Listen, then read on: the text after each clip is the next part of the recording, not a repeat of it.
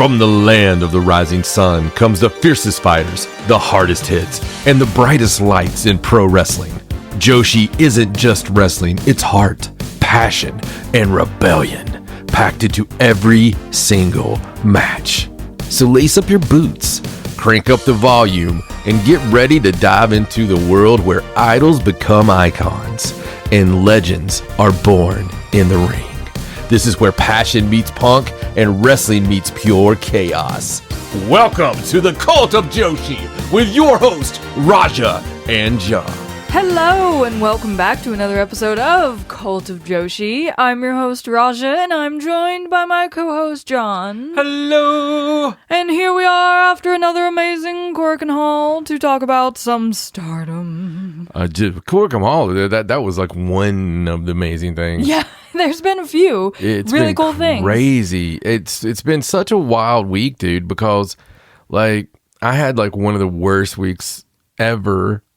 Personally, like all kinds of crazy, scary medical stuff that you don't want to ever have happen. And, you know, and all that so far is turning out real good. Yes. But, you know, during those times, just like ever since childhood, you know, some days pro wrestling is my best friend. Pro wrestling cheers me up. Pro wrestling makes things good. And thankfully, this week, every time I needed that to happen, it did its job. We were blessed. We were week with so some blessed. Great wrestling, not just in Stardom. Also, we had some great Marigold action. And over here in the States, the women were turning it up all week long. Yeah, absolutely. And it's just a reminder for everyone. You know, sometimes you get drawn into divisiveness and all the things that we've chronicled in the past. Yes. And instead of just letting yourself enjoy the moment, enjoy the day, enjoy yourself, guys. Just all of you that listen to this, I know you are hardcore wrestling fans. Yeah. Hardcore Joshi fans. Yeah. Just allow yourself to relax and just enjoy yourself. Yeah, because there's a lot to enjoy. Listen, we have to talk about Ring of Honor Final Battle from last Friday because the women were just out here doing what they do best on this show. It was a delicious smorgasbord of women's wrestling. We do, but we also have to give a message to Tony Khan. We did have a lengthy discussion because of this show about women's wrestling as a whole. So Tony Khan, love you, okay? Thank you so much for everything you've done for pro wrestling. But for the love of all that's holy, for the love of peanut butter and bananas. Yes. For everything. Oh, and this just comes from a little joke because earlier we ordered 5 bananas. 5 singular bananas. From the store, and they brought 5 bunches. Yes. Anyway, so Tony Khan, I don't know if you realize this or not, but Ring of Honor, when it streams, comes through like it's a VHS tape. Yes, like you're watching classic Ring of Honor. If we watch it on YouTube or something, it seems like it's in the beautiful 4K or whatever, right? It's in the best quality. But for some reason, that Ring of Honor app, and it's not me. It's not like the first time I ever turned the computer on or something. Right. We find ways to, I mean, I'm sitting across from Miss, let me figure out how to turn the frames per seconds up on something. You know, like we know what we're doing. It's really just unbelievable that can look that bad. In this day and age. And it takes away from it. It does. It makes it a little harder to be immersed. Because it's such a great product. Mm-hmm.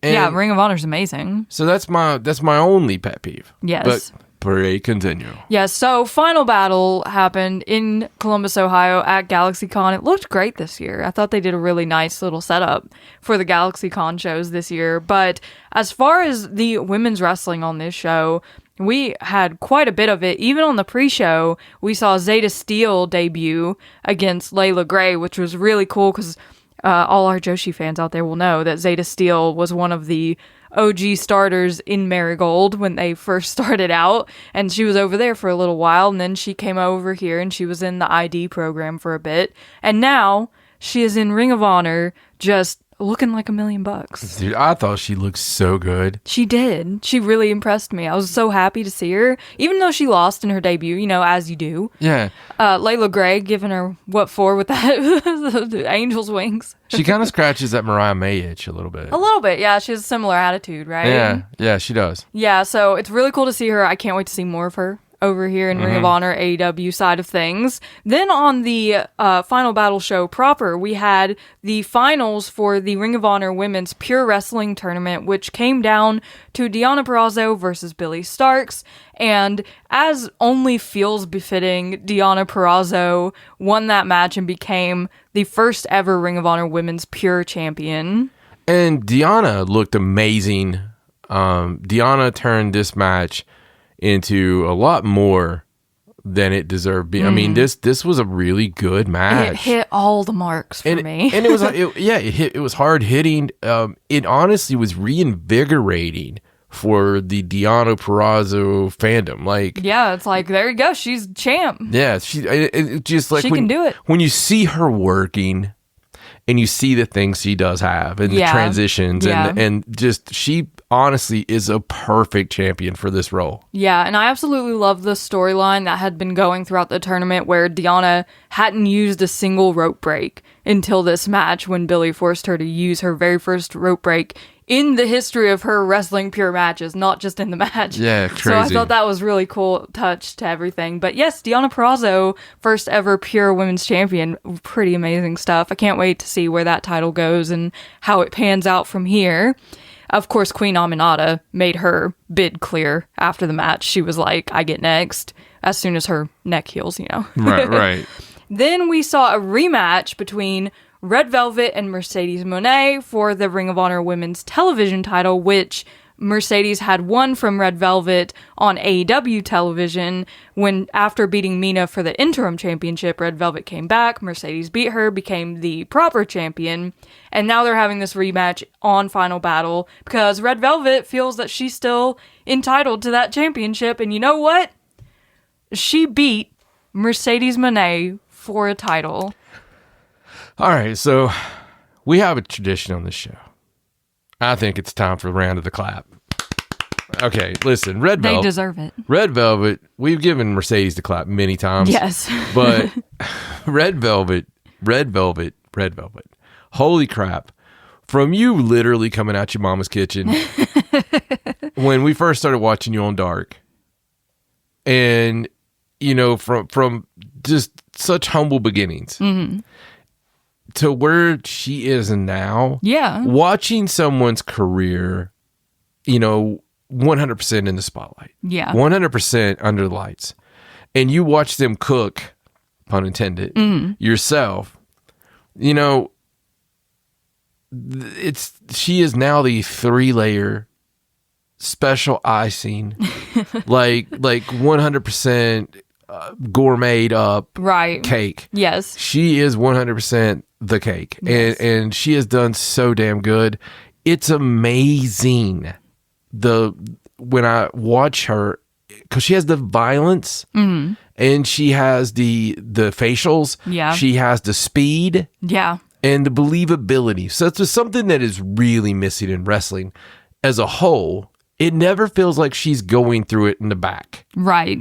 And that comes from being a wrestler. But what I'm saying is sometimes when we're going over, sometimes when we're discussing what may happen in a match, you have some little things like, and then there's a drum down under the ba ba ba, and a little bit of t right, and then a sabida, and all this. And sometimes when I watch matches, it's kind of like, oh crap, they're actually doing exactly like that. That's exactly what we did in front of that bathroom back there when that 400-pound dude was trying to mess up, take a crap with a door missing. Right. That really happens. But but when you see somebody with the believability, yes, if you will, the believability, the putting the asses over 18 inches, baby. She's got that. She makes me want to buy tickets. Yeah, and this match against Mercedes was excellent. They did an amazing job. They looked great. And the shock and awe of Red Velvet winning this match and being the first person to take a belt off of Mercedes Moné and presumably start her downfall through those remaining 12 belts. So, is that the House of Cards? I think it might be. I mean, it hasn't started yet because we did see Mercedes defend her TBS title the next night on Collision. She didn't lose it to Layla Gray, obviously, but I think she's losing her mind a little bit. So I think it's going to start tumbling down sooner rather than later. Yeah, and I'm ready for it as long as it gets us to Mercedes being the main champion. Yeah, like she has to lose everything so that she can get the big one, right? As long as I have Mercedes winning the belt at All In. Ooh. I mean, there's time. There's plenty of time for her to lose all those belts. She's always in these indies wrestling, so. I know we always go with, oh, hey, we're in this country, so this person has to win. No, F all that. Yeah. I want Mercedes Moné to win the world title as a baby face. Mm-hmm.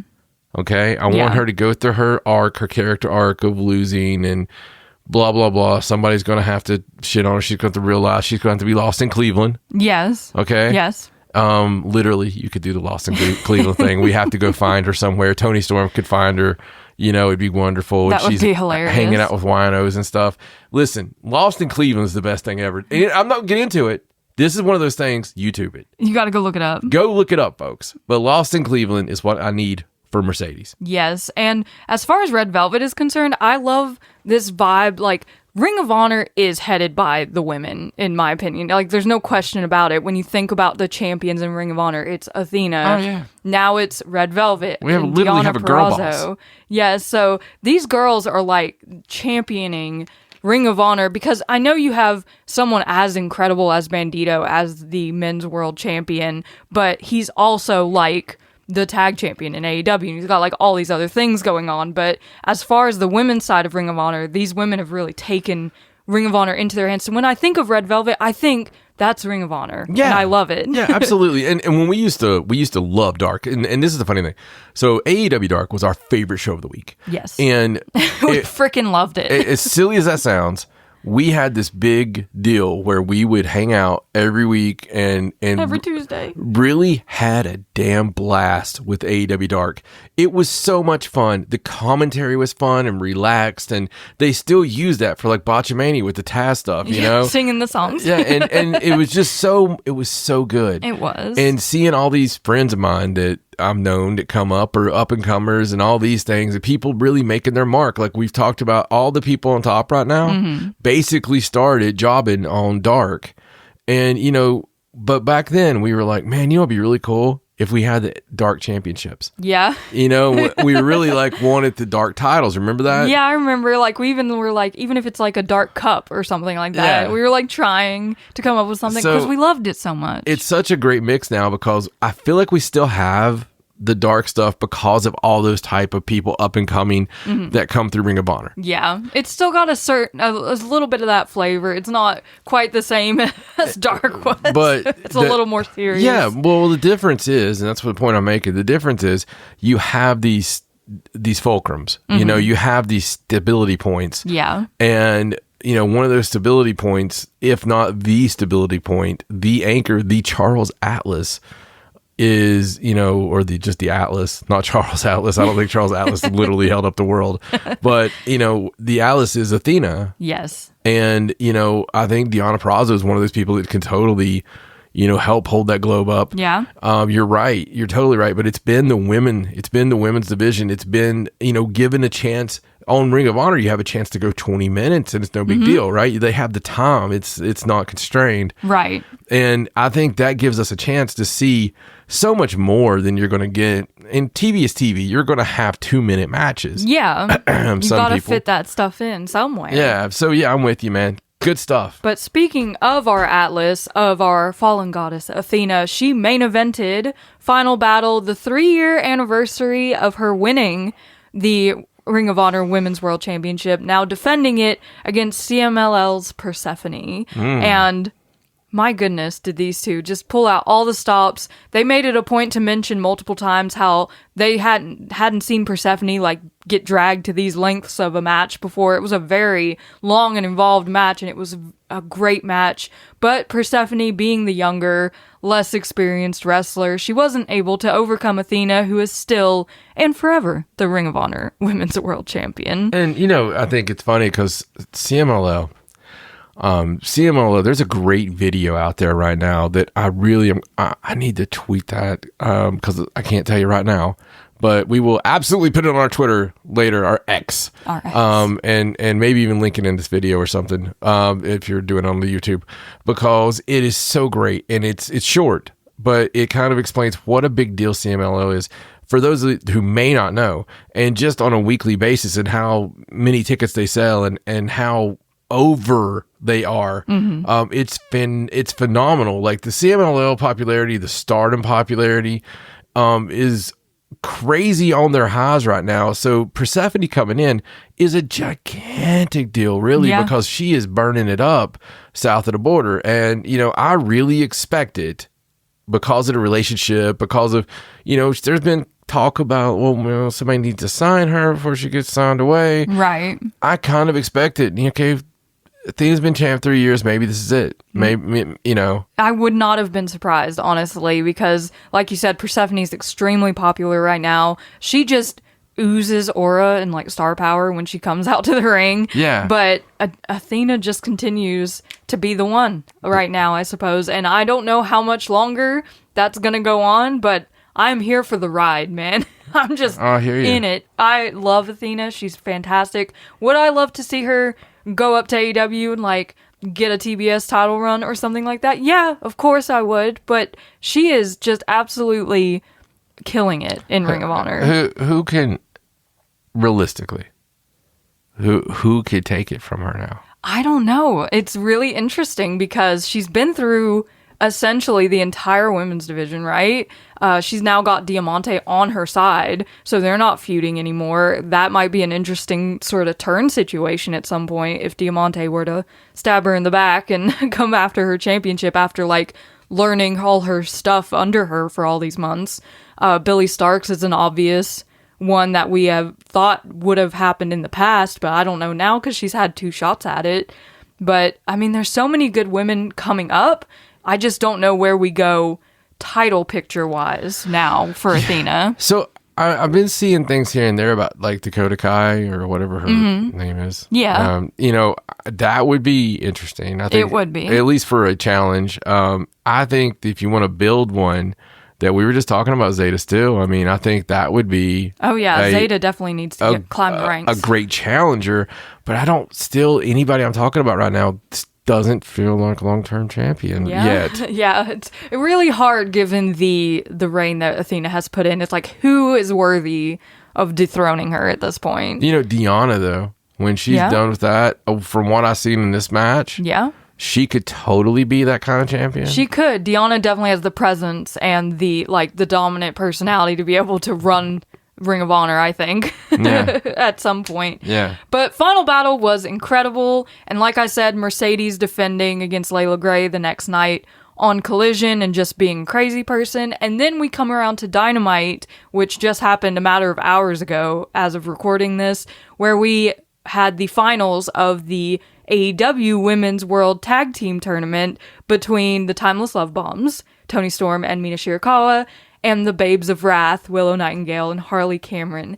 And I just have to give kudos to this freaking crowd. This match kicked off the night. They were losing their freaking minds the whole time. Atlanta cooked.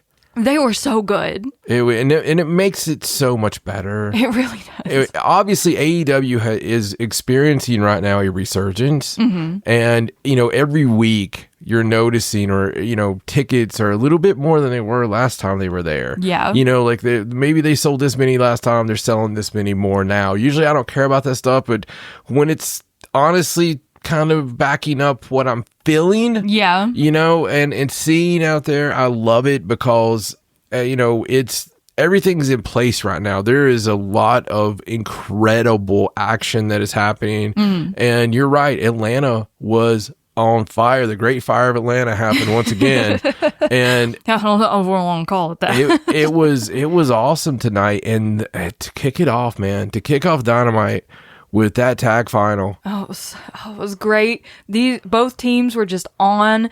the crowd was into it, and then when Willow and Tony tagged in for the first time, it was just like they exploded. It was insane. You looked over, you're like, what the hell? That pop. It was so loud. You're like, that pop for them too. And I'm like, yeah, that's crazy. And I was like, we've seen the match before. And you're like, yeah, but man, they don't really mix it up a whole lot. And I think, they're two of the most popular women's wrestlers in the world right now. So people want to see them go head to head, it seems. One of those things that make you go, because it felt epic, didn't it? It felt, did. When they were in there together, it's kind of like one of those moments where it's like, that could be at in a stadium show. Or maybe. that might be. But listen, this match was phenomenal. Yes. And it was hard hitting and absolutely unexpected for many people. It's happened. The Babes of Wrath have become the inaugural AEW Women's World Tag Team Champions, and I think everyone was very, pleasantly surprised. They got a huge reception for this. They had those belts. They were crying after the match. It was beautiful. They talked about how they met in Harley's second match on AEW Dark, no less. It's like so many great stories. Dreams do come true. Harley Cameron, at a crossroads in her life, goes all in, pun intended, with professional wrestling, and in such a short time. And once again, someone we have watched become who she is. Yeah. Just out there doing her thing. And Willow Nightingale, a girl that we watched in the Northeast live on the Indies, and coming up from all this, and really, she's always been that girl. Yeah. She's always been that good. You've always been a gigantic fan. Yes. From the moment I saw her. and it was really one of those things where she's got an infectious personality, but so does Harley Cameron. Yeah. And them together is just crazy. These two girls at this time, it was right.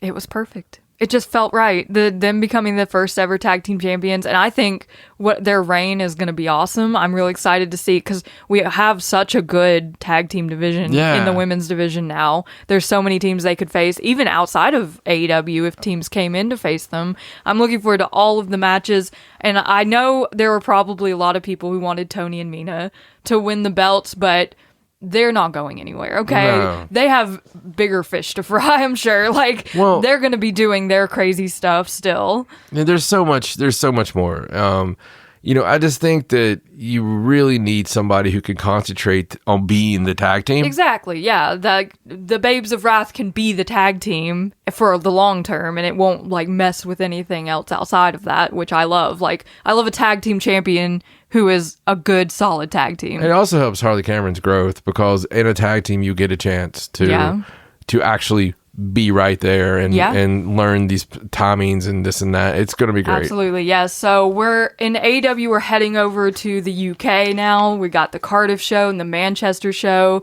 and there's some crazy things coming up, like Chris Statlander and Jamie Hayter teaming up to take on Triangle of Madness, and it seems like we're leading to a women's championship match between Chris and Jamie in the long term, but right now they have to work together because the Triangle of Madness has just been killing people backstage and causing chaos. So right now, you've got the crowd that was amazing tonight in Atlanta at the time of recording. And you have coming up, like you said, you have the two UK shows. Then you have the Hammerstein shows. Yes. All crazy crowds. Then you have a pay-per-view, and then you have a residency. Mm-hmm. And which is always awesome in a smaller building. Yeah, especially in Texas. So there's 2 months of just fire crowds. Absolutely. I'm so excited.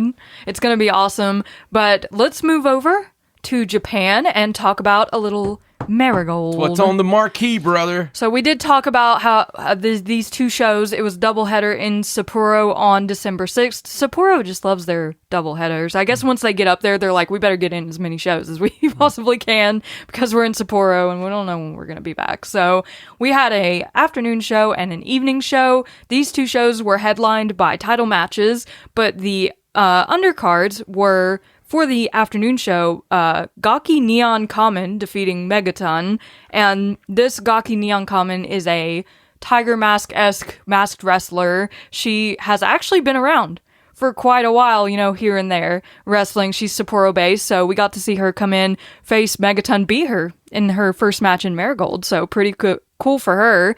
We had a double countout between the teams of Minami Yuki and Chikagoto and Chiaki and Nagisa Nozaki. And I believe this double countout is what set up the upcoming tag team title match between Minami Yuki and Chikagoto and Chiaki and Misa Matsui. Upcoming for us. We haven't seen it yet. Now Ishikawa and Mai Sakurai lost to Hummingbird and Miku Aono.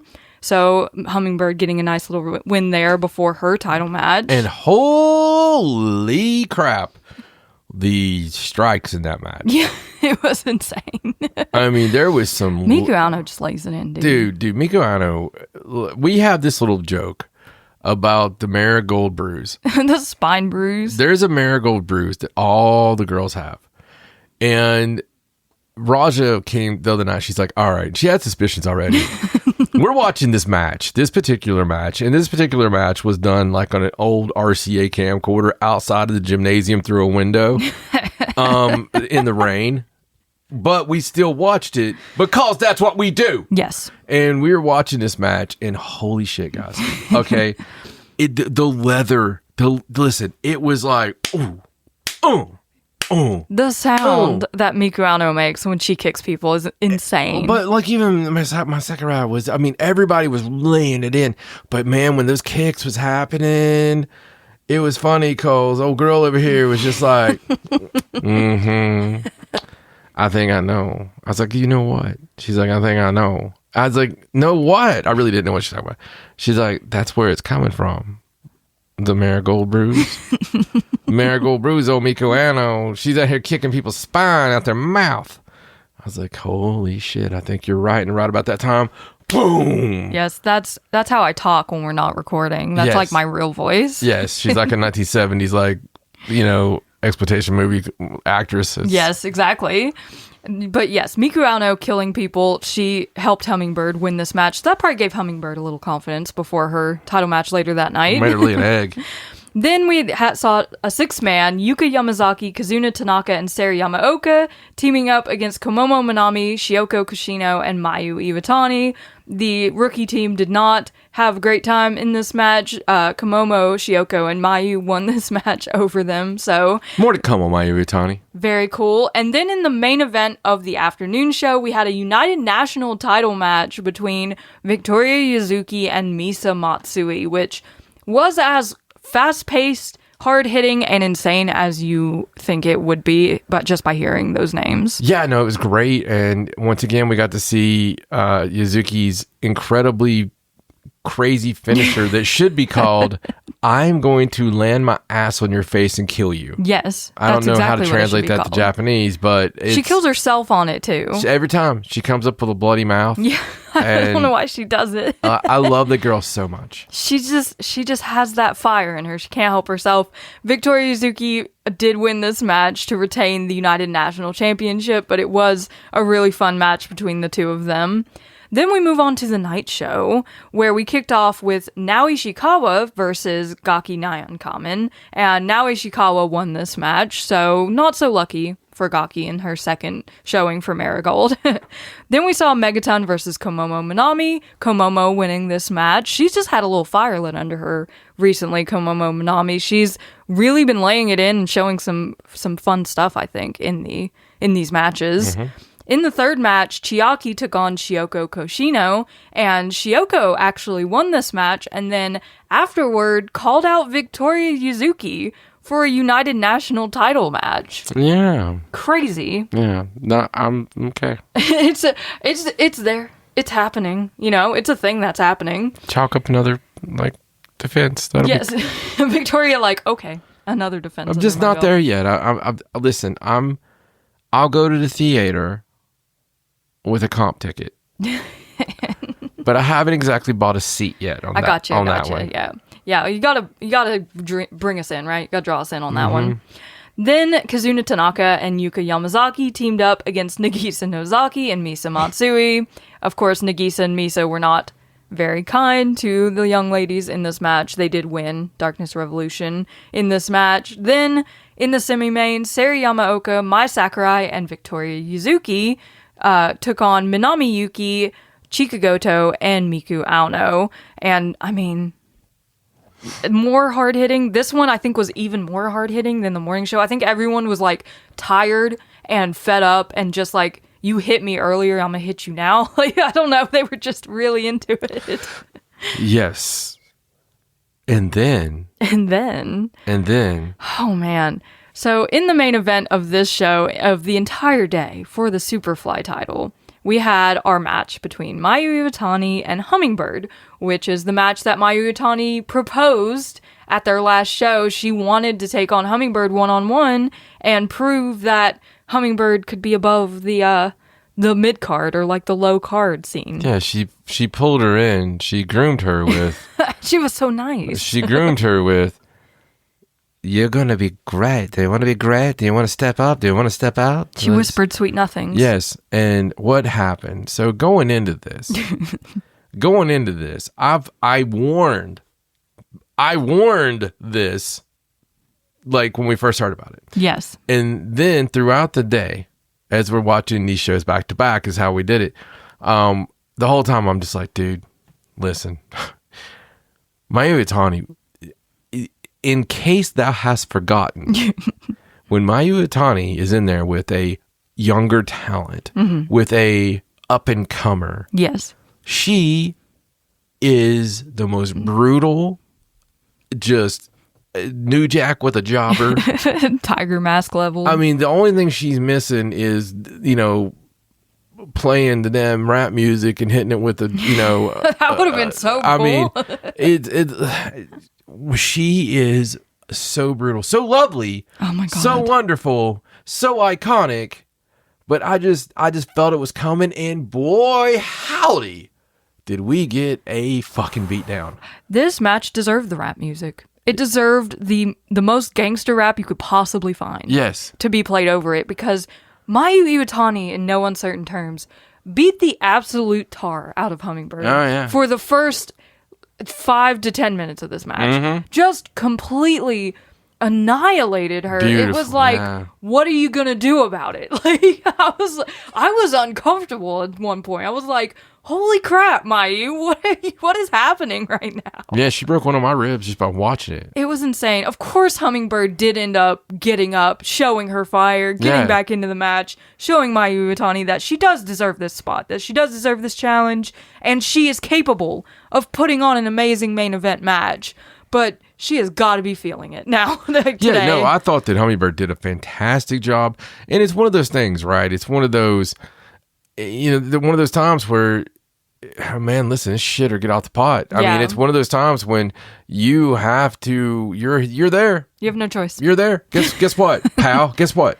You're in the ring with Mayu Iwatani right now. Yeah. In a title match. I don't give a shit what the title is. You're in a title match with Mayu Iwatani. Yes. So, yeah, you're going to get hit. You got to step up. There's no two ways about it. But you can turtle up and go cry in the corner, go home, or you can stand up, spit the blood out, and come back. And she did. She made her best effort. Mayu Iwatani did win this match with her moonsault. I guess Hummingbird can count herself lucky she didn't take like a Fubuki Rana or that dragon suplex or anything like that. It was just a moonsault and the 1, 2, 3 for Mayu Iwatani to retain. It's just so funny, the difference in Mayu Iwatani and a random 8-man. I know. like earlier in the day, we barely saw Mayu Iwatani in her match. Dude, that chick takes one bump a week. Yep. Unless it's one of these matches. Yeah. And then it's like she's the most Naito outside of Naito. She's the Naito of Joshi. Yeah. I love her. I love her to death. And she just continues to amaze me every time she's in the ring. But following this match, we did have an upcoming challenger for the Superfly title. Komomo Minami, who won her match earlier, has decided that she wants to challenge Mayu, who has kind of taken Komomo under her wing since she came into Marigold. So it's a little like a teacher versus student. She's facing up to her mentor. She wants a title shot. Maybe they'll put that on the same show with the Sioko match. Maybe. Yes, we do have those 2 title matches to look forward to. The tag title match, like I talked about. So things are moving along nicely in Marigold. We don't have another big show until January 3rd, but I am looking forward to what builds before then for the rest of the year. Yeah, we actually had one that we had to actually discuss whether or not we were going to watch tonight or not. We're like, well... Yeah, we had to record the show, watch Marigold first, but we just decided we had enough to talk about that we needed to get in here. But that brings us to the big show, Stardom, of course, on December 8th in Korakuen Hall. We pushed this one. We were ready for this one. This one was going to be incredible. And by God, once again, Korakuen Hall looked like it was sold out. Yes, it was completely full, as it has been for the entirety of this year. Like, just continues to get more and more full. Thank you, Saya Kamatani. Thank you, Saya Kamatani.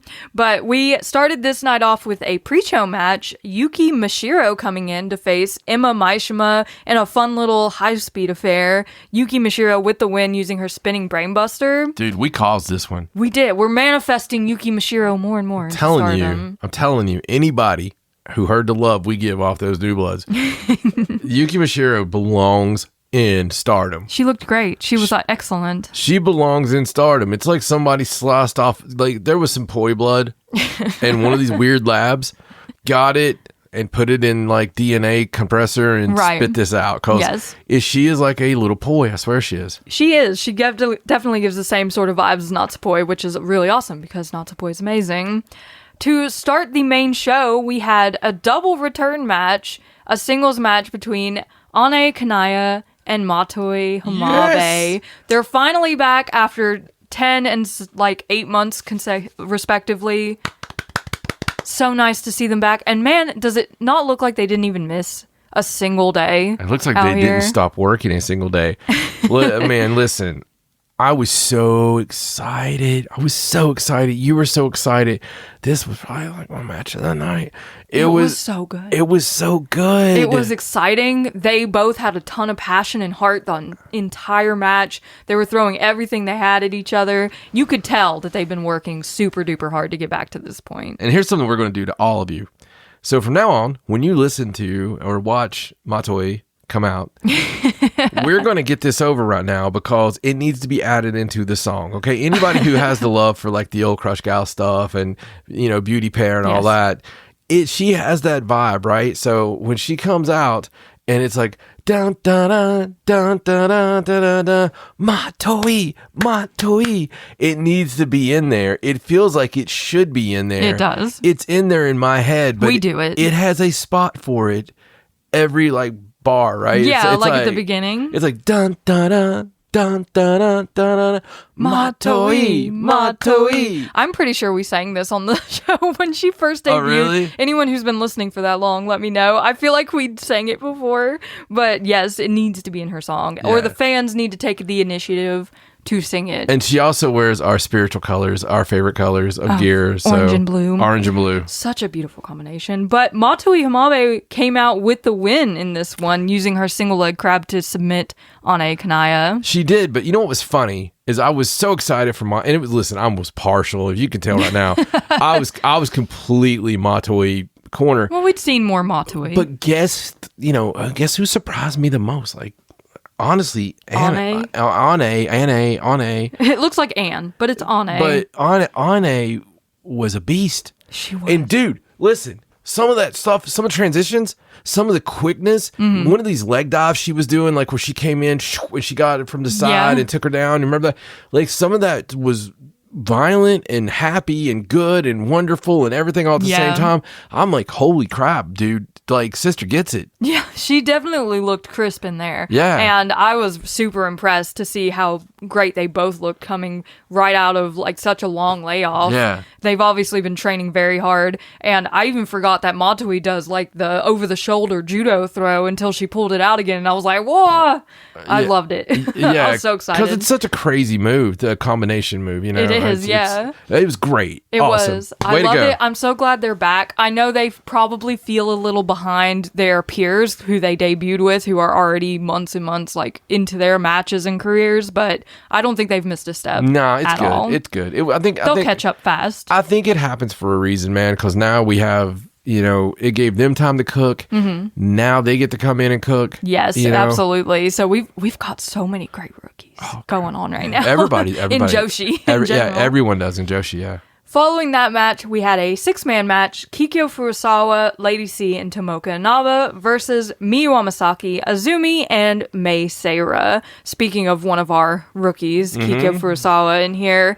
But this was a great match. Some Neo Genesis getting the work done. We've been clamoring for more Neo Genesis wins lately as a team, and they did get the win here. Mei Seira doing her vicious 1-foot dropkick to Kikyo right in the face to get the pin. And then after the match, Yuna Mizumori came out to talk to her tag partner Mei Seira about a high-speed title match, which Yuna still feels she's owed since they had a draw in their last title match, and Mei accepted that, and she was very gracious about it. Like, in the past, we've seen Mei Seira kind of, do the wrinkle of the nose and kind of, look around like, I don't want to be here when people challenge for the high-speed title. She's done it to Yuna before, but it seems like Yuna Mizumori really impressed her in this tag league, and now she sees her as a worthy competitor. Yeah, it was very RBD Sabu. It was a matter of respect.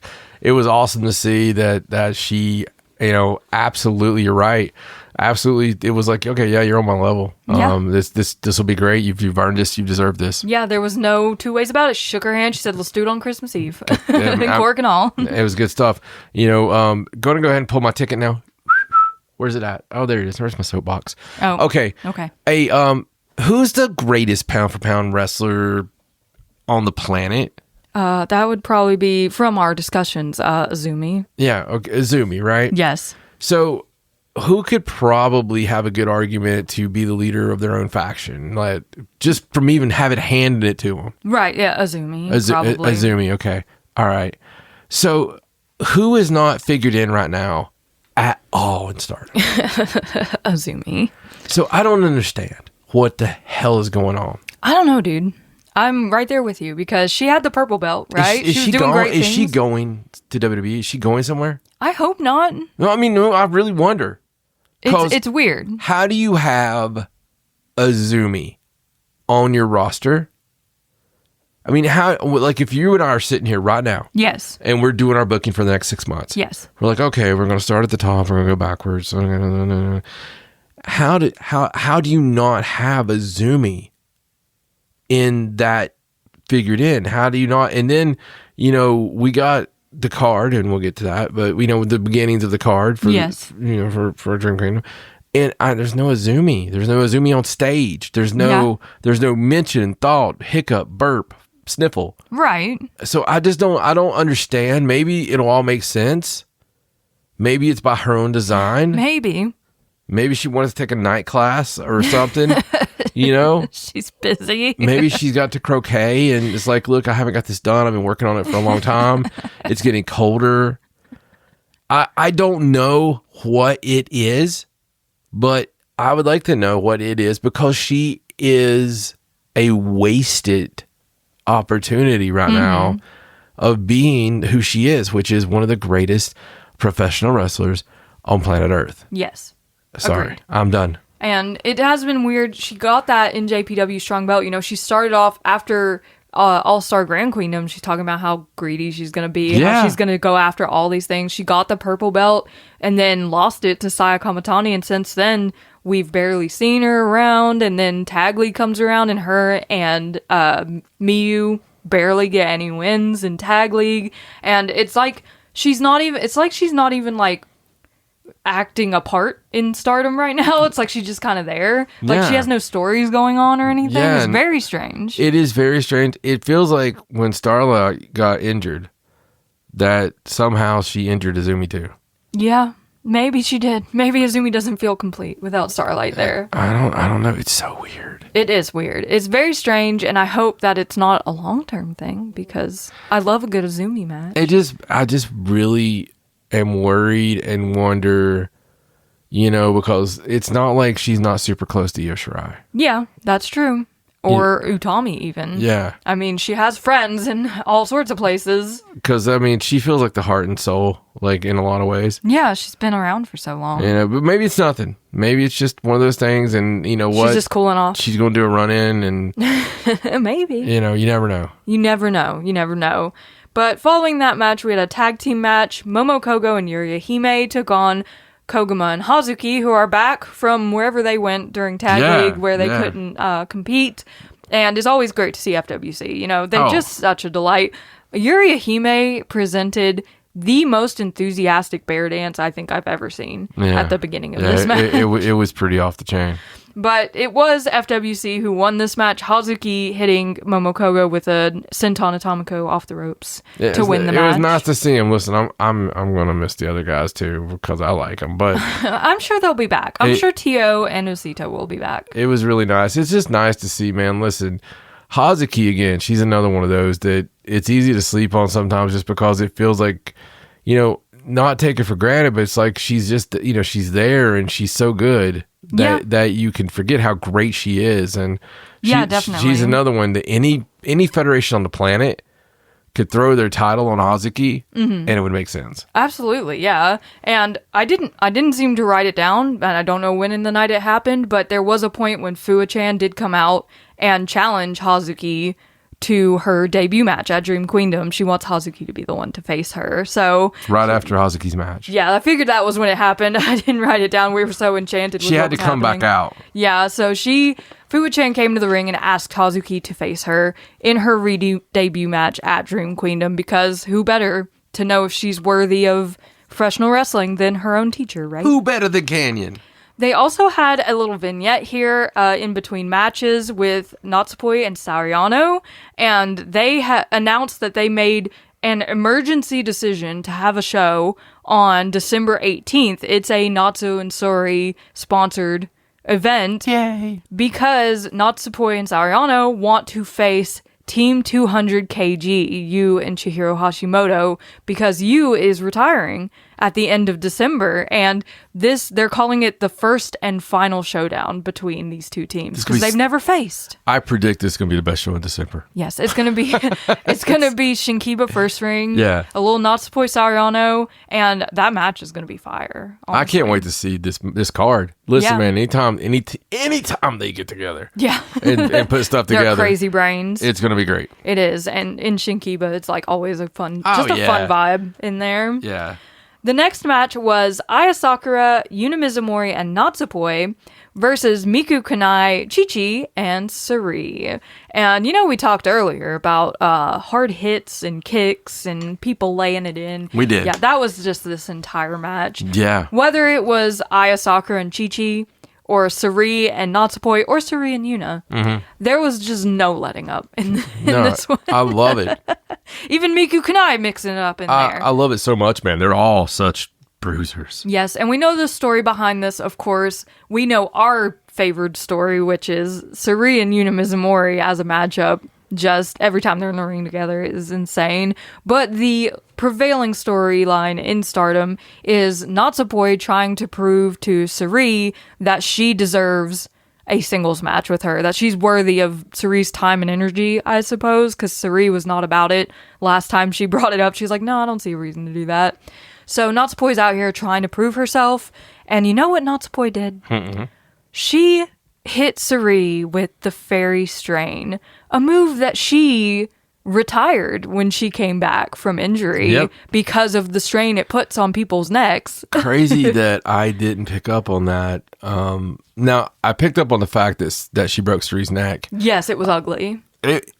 It was ugly. Yeah. She tried everything else is the thing. She tried all of her usual finishers, and she could not keep Sari down, so I guess she decided that she had no other choice. It's like Will Ospreay with the Tiger Driver. I didn't think about that. I did not think about that. You know, honestly, I didn't pick up on it when it happened until I was like looking at, you know, at all the results and everything later, and someone mentioned that was the move that she said she was never going to use again. So I was like, oh, dang, that is. She did the thing. Yeah, it's interesting. And it looked ugly, too. Like, and so now that she has pinned Sari has come around, you know, she's like, okay, fine. Yeah. we'll do a singles match. Yeah, which we know is going to be... Oh my God. Yeah, it's the show. Yeah, that's going to be the match of whatever show it's on. We know what show it's on now, but Yeah. it's going to be the match of the night probably because these two are not going to hold any bars against each other. They're not going to let the show happen without HBK in it. Yeah, 100%. They're going to have to put it like in the opening match, like get it nowhere near the title matches. Yeah. Because Jesus Christ, it's not going to be that early in the show. But you got to do that. Like, that has to be the first half main event. yeah, like before intermission. Yeah. That would be a great place for It it. would. Because how do you follow that as well? Popcorn and going to the bathroom. Yeah. Getting t-shirts. Yeah. In the next match, we had a 10-man match. Akira Kuragane, Itsuki Aoki, Rina Yamashita, Bozilla, and Suzu Suzuki versus Kyoka Katatsu, Rani Yagami, Hina, Saki Kashima, and Shiri. So, Mavita Loca versus God's Eye. An excellent fun match. You know, Bozilla in there trying to get Saki Kashima. You've got Suzu, you got Itsuki Aoki yelling at everybody. Akira Kuragane and Rani Yagami, like, at odds at all times, trying to be better than each other. It was just a fun match.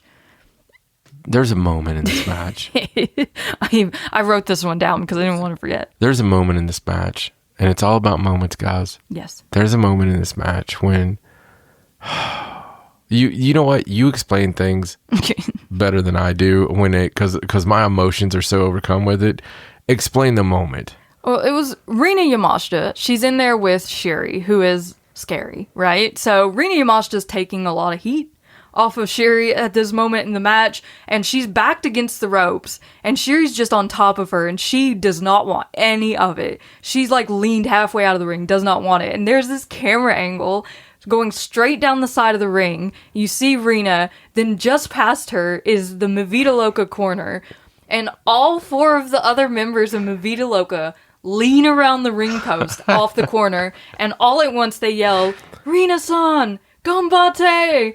And Rina, like, starts firing up because they all yelled for her. And it was so cute. It was so perfect. I think about things like Will Ospreay and Kota Ibushi, and you know, like the camera work. The camera work, right? When it just perfectly gets it, and you see the close version of Kota Ibushi, his face, when he realized that Will Ospreay's standing. He landed on his feet.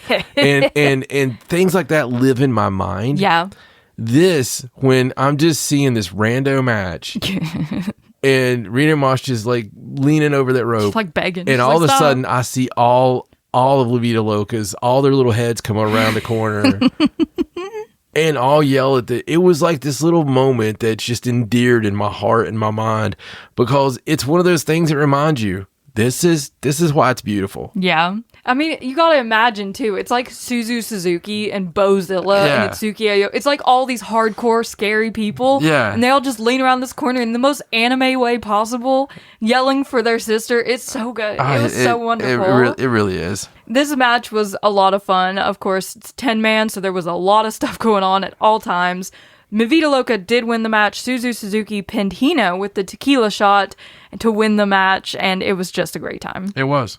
It was fantastic. In the next match, we had our mystery person match, which, you know, we didn't know who X was going to be. We did have our guess, your guess, who you're doing pretty good with the guessing of the mystery people this year. It's not much of a guess with me. This match was Azusa Inaba, Ruaka, Natsuka Tora, and Saya Kamatani versus Sayaka Kurara, Sariano, Maika, and X, who ended up being Xena, who has made her return from injury alongside Maika. So it's really cool to see now EXV will be back to its full strength with its two sort of leaders back. Gina, as the translation says on... Yes, because Xena, I like the sound is a little difficult in Japanese, but... Oh, by the way, guys, those of you who don't live in Japan, which is not many of you, YouTube now automatically, you can change the setting when you're watching like the press conference, and it'll auto translate now,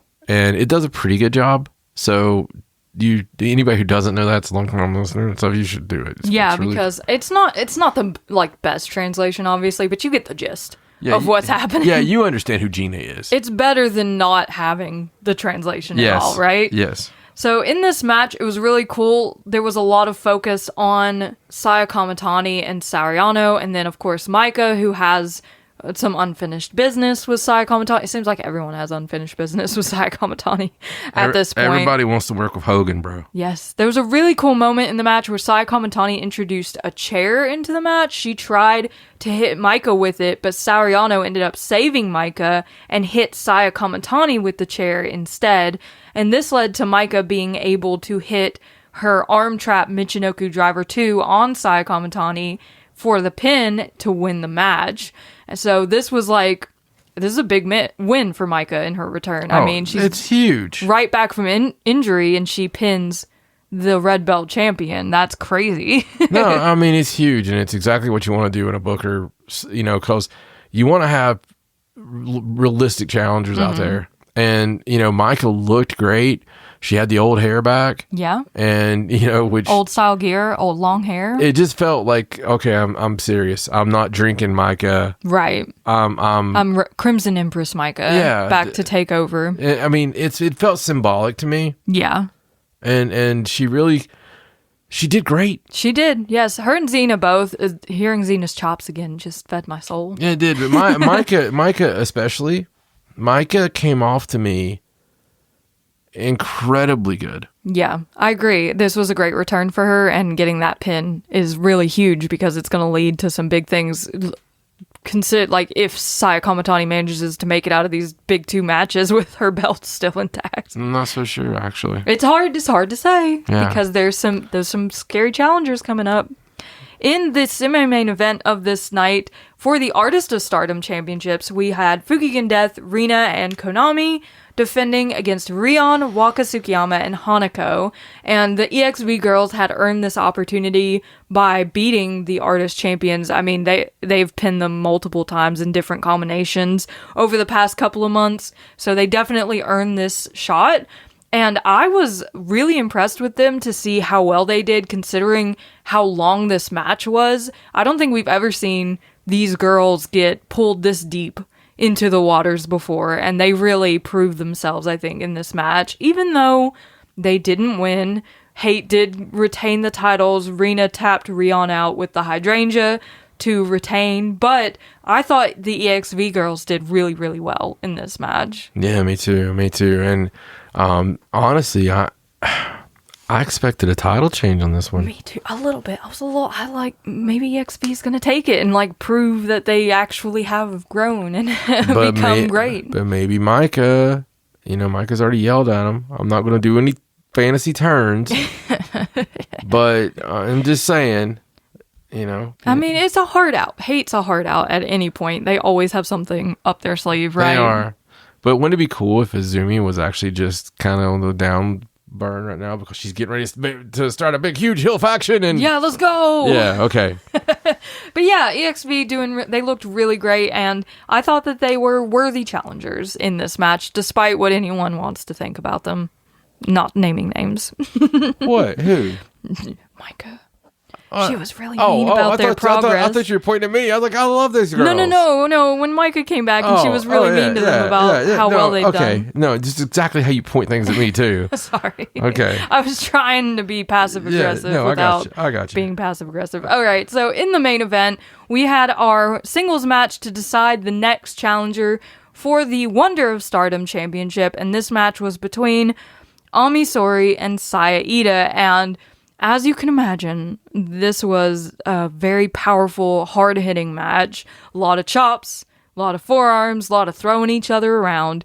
It was intense, to say the least. It was so cool seeing Saya Iida in a main event, and I was so ready to do this show and be like, you know what, man? She gave a Saya Iida performance. She gave her heart. She left it on the ground. She did it. She did so much. Was incredible. Yeah. She did her best, but Ami Sourei, of course, that's what I was expected to say. Yeah. Because that's what normally happens to us. Yeah. If you're a Saya Iida fan, you are normally ready to say, but she did her best. Yeah. But that's not what happened here, because Saya Iida, Macho Gori-san, has done it. She won this singles match against Ami Sori. She hit her with the sheerest of drop brainbusters that you ever will see. Just completely obliterated her to win the match. The crowd was behind her. Yeah. Everyone was excited. Saida did it. She won. Yes. The big one. She's going to Dream Queendom to face Konami for the white belt. Dude. Holy crap. She's semi-maining it. She's semi-maining it. Yeah. I'm so proud of her. Like, thinking back to the 2024 5-star when she was that underdog who the fans were all chanting for in every match, just fighting her way through all the way to Tag League of 2024 with her and Hanan winning Tag League and becoming tag champions and everything that's happened to her since. It feels so good for her to get this win and finally be recognized for all of her hard work, because she has been like a mainstay. She has been putting in the work. She has been fighting her butt off to get to this point, and she is finally being recognized with this match. If the white belt means what in our canon it's supposed to mean, Yes. then Saida is a white belt. Oh, 100%. She is heart and soul abound. She is all about the passion and the heart and the soul. And no story would be any more beautiful than Saida winning that belt and Hanan returning. Yes. And the person that I felt that somewhere back millions of years ago, that high atop some magical hill, a wizard, a beautiful female wizard, created the white belt, knowing that someday it would be buried so deep under Japan, and someday somebody would find that white belt and put it in a wrestling federation for only the people with the heart to carry it. And yeah, there's a world title, there's a red belt, we get that. That's fine. There's all these other belts. But that white belt, to me, because I'm an IC belt kind of guy, and I always have been, I'm a United States Championship or a TV title kind of guy. I'm the working man's belt type of guy. I love the secondary belt. And this one, when we first got into Stardom, and I found out that it was supposed to be on equal footing. It's just that this one is the red belt kind of thing, and then this one is really for the dreamer and the passion and stuff. You had me at hello, because, if you love professional wrestling, you want the white belt. Yeah. And her, Hanan, her, Saida, they are the epitome of that. They really are. That kind of belt. So in my little dream booking, Saida wins. Beautiful, incredible moment. And she has to face Hanan. Ooh, I love it when they face, though. Yeah. They have such good matches when they face, but also Wingori. Yes. The friendship. Konami did come out after this match to try to hit Saida with her white spray paint. She missed, and Saida hit her with a crazy lariat instead, so maybe that bodes well for Saida for the end of the month. Perhaps, yeah. I don't know. Konami is not an easy person to take out. She has a lot of tricks. She has that choke that she's been using to kill people with lately. I mean, she's a great champion too. I mean, it's going to be wonderful. It is. Either way, as long as Hanan returns at the end, then it's fine. just want to see Hanan. So that was Korakuen Hall. Overall, a really great show, like with some amazing matches. It was a lot of fun. And we have another Korakuen Hall coming up so fast, like before Dream Queendom even happened. So we're going to have even more craziness. But we did have a press conference earlier today on December 10th for like Dream Queendom and the surrounding shows, basically to announce like the big matches that are happening on the upcoming shows. It's not like full cards or anything yet. Like for December 24th, they just sort of like announced the High Speed Championship match between Mei Seira and Yuna Mizumori. They didn't even bring them out for that. They were just like, this is a match that's happening on December 24th in Korakuen Hall.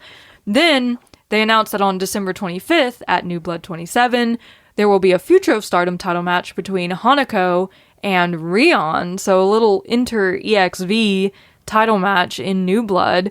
And, Rion, she wants to prove that she's able to get to that point to break through the barriers that she's been experiencing in order to capture a title like the Future of Stardom Championship. And Hanako is like, I'm worried about Rion.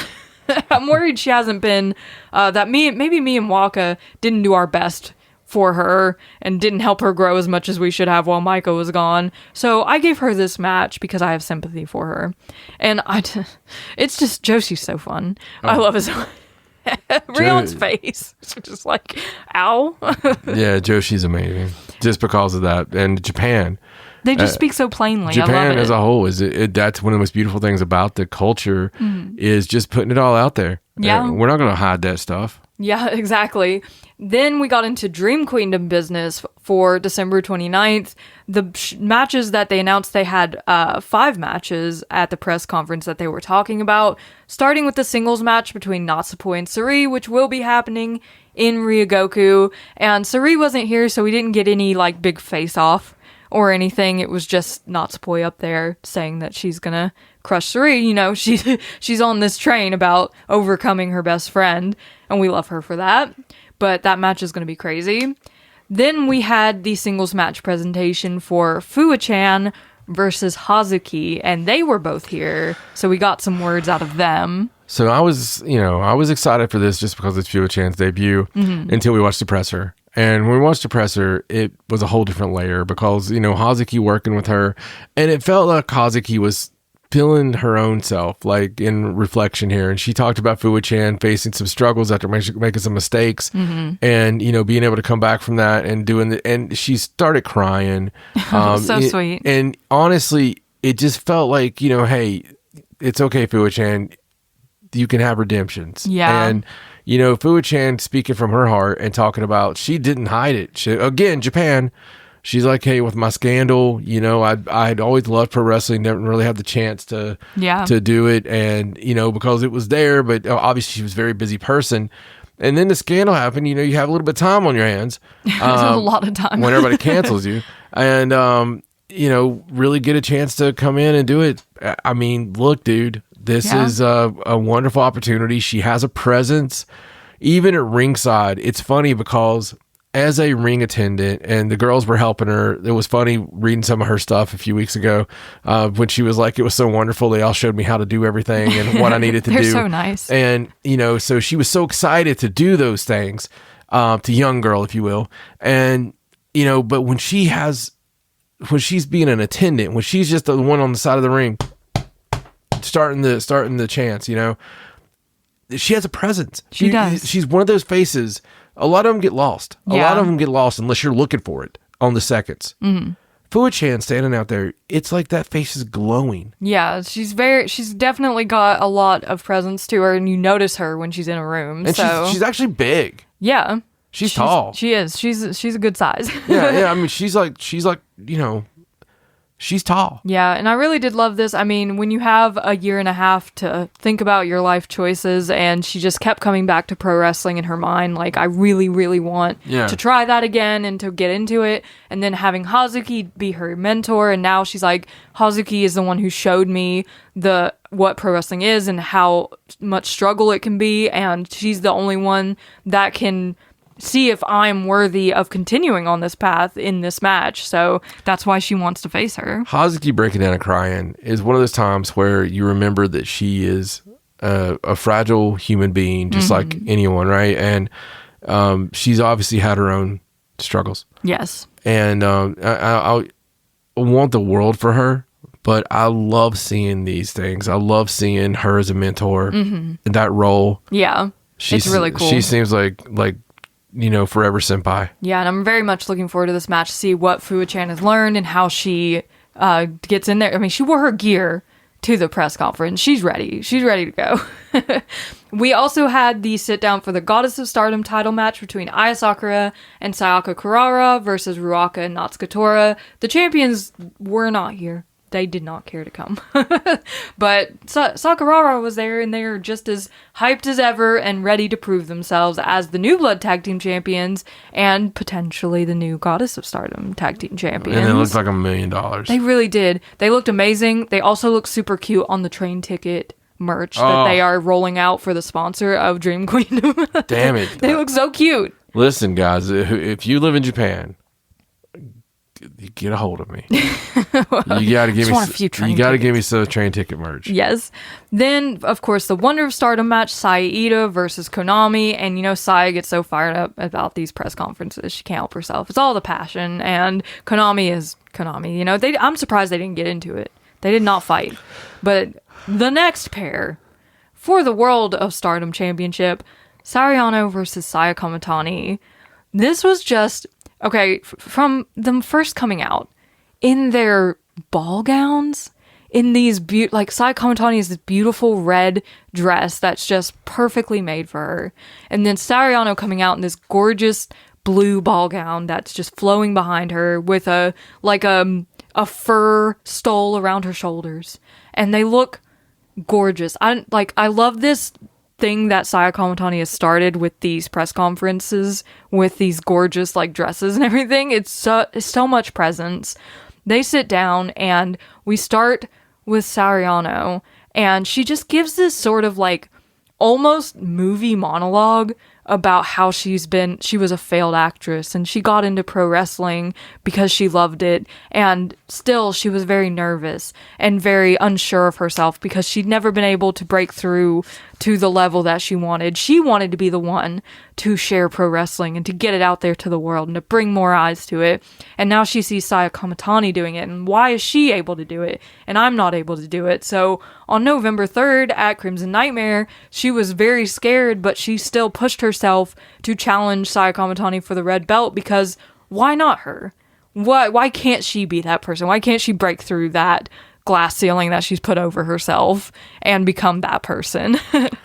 And after exposing herself, and all the vulnerability, just putting herself so vulnerable, and honestly putting over Saya Kamatani, her opponent, and really saying, hey, you've done an incredible job. You have single-handedly put pro wrestling, women's professional wrestling, in prime time. You've put it on the map. Look, we are hotter than we have ever been. Stardom is hotter than Stardom has ever been. Yes.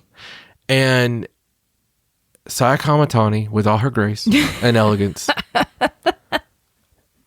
took that and laughed her ass off. Oh my God. And just belittled her and just came over and did the hana hana hana ha. She's like, you're so mad that at Korakuen Hall, Micah's the one that got the win, and you weren't the one that was able to do it. And she's just throwing all this crap at her. She's like a Carrara. Beat you. It was funny. I mean, just everything she threw out, and she always has done this. She always just throws it out. She used that condescending voice where she's just changing tones like a crazy person. And she gets in their head, let's go full kayfabe here. She gets in their heads of the opponent. Yeah. And gets them off their kilter, right? And dresses be damned, because all that poise out the window. Yeah, because our girl, Sariano, she might pretty up for a ball, but it feels like at midnight, she best get back to that fairy godmother, because she's going to be back there. You know what I mean? Yes, definitely. She's got a little bit of, I had to eat brasseroni for a few years. Yeah. And she was a struggling actress. Saya Kamatani feels like she kind of lives in the castle. Yeah. Does that make sense? It does. She feels like the wicked stepsister, right? She's taken prim and proper and taken care of. Oh my God. Would she not be one of the greatest wicked stepsisters of all time? She'd be perfect for that role. Jesus Christ, that's good. But when she came out there, I mean, Sayano just, dude, she lost it pretty quick. She smacked Saya. She just get all on top of her. Did the classic Stardom press conference, threw her over the table, just, ripped the dress and all this stuff. And it was cinema. It was glorious. Yeah. I loved every moment of it. I do think we need another beauty pair as Romeo and Juliet, but make it Stardom as Cinderella. Yes. Stage play. Let's just put that out there, yes, right? I manifest that. But yes, these two, they sold this match in this press conference for me. They really showed where Sariano's motivation is coming from in making this challenge. It all makes sense perfectly. Saya Kamatani just being Saya Kamatani. She just does not care about anyone's feelings or whatever else is going on. All she cares about is being Saya Kamatani, being the face of Stardom, putting Stardom out there, and she's like, I'm just gonna do me, and no one cares about the rest of you. So I love her for it. She's like, oh, I'm sorry, I'm not your traditional heel. Yeah. You know, dude, she is the most heel of all heels ever. Yes. Like, she's amazing at anybody who thinks she's not a good heel is kidding themselves to death, because she is perfect. Yeah, and you can even see it on their faces when they all had to come back out for the group photo. Yeah. Like Saori and Sai in the middle, and they were just like we don't want to be here next to each other. But you know who didn't look like that was Saya Kamatani. She still came out there and with all the pomp and circumstance, of course, yes. She's like, no, it's time for pictures. Yes, she's all glitzed and glamored again. She's fine. I love it. But I'm totally looking forward to Dream Queendom. It's definitely a much different looking Dream Queendom than we've ever seen in the past. And even from All-Star Grand Queendom, the card that we had there in April to now is the landscape has changed. Oh my God. So drastically. Yeah, bigger than it's probably changed in a long time. And that's not with people leaving or anything. No. It's just giving different people opportunities. Yeah, we got built a lot of new stars. Yeah, so it's going to be a lot of fun to see, like, leading up to Dream Queendom, what the rest of the card fills out to look like, what we're doing in Korakuen Hall on the 24th, like that full card. I'm really looking forward to the holiday shows, to the end of the year, and of course to January 4th and everything happening at the beginning of January. It all just kind of runs together through the holiday season, and it's going to be so much fun. So make sure you're following us at Cult of Joshi on our socials on X, Instagram, Facebook. Subscribe to the Cult of Joshi YouTube channel. If you're listening to this on YouTube, give this video a like and leave us a comment. Tell us what you thought about the stuff that we talked about, anything else that you watched over the past week that you want to tell us about. We love to hear about everything that you guys have going on in the world of Joshi, because we just love it so much. But that's all from us today. So I'm Raja, he's John. So long from the Cult of Joshi. Bye!